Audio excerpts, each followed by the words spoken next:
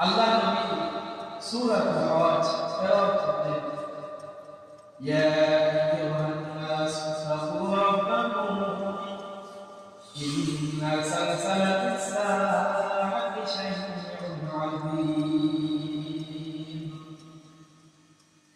আল্লাহ নবীরা বলতেন, সাহাবায়ে কেরাম, তোমরা আমার কণ্ঠ শুনে বলে তোমাদের ভালো লাগতেছে, তোমরা আমার কণ্ঠ শুনে ভালো তারা।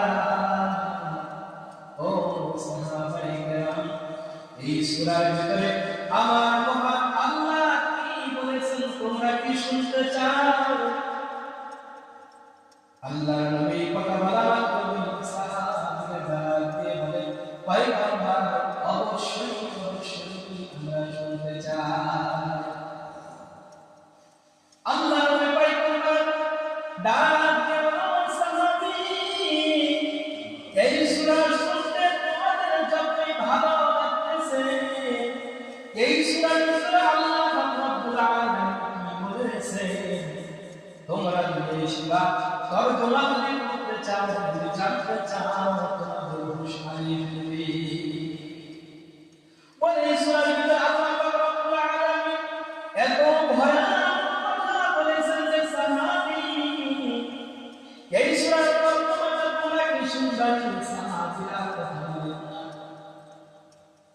আবার আল্লাহ নবী বলেন, ও সাহাবী, এই সূরার তর্জমাটা তোমরা কি শুনবা? সাহাবীরা কথা বলেন না। আবার আল্লাহ নবী বলেন, ও সাহাবী, এই সূরার ভিতরে আল্লাহ রাব্বুল আলামিন কি বলেছেন তোমরা শুনিয়া। এই সূরার ভিতরে আল্লাহ রাব্বুল আলামিন বলেন, ইয়া আইয়ুহান নাস তাকু রাব্বাকুম ইন্না সালসালাতাস সাআতি শাইউন আযীম।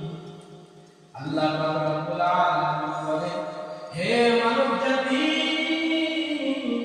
তোমরা আমার শিরে থাকো, আমি আল্লাহর ভয় করো।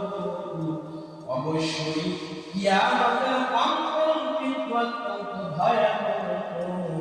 ওই দিনের আমি আল্লাহ পাক রব্বুল আলামিনের আযাব সহ্য করতে পারবো না। আল্লাহর এই সূরা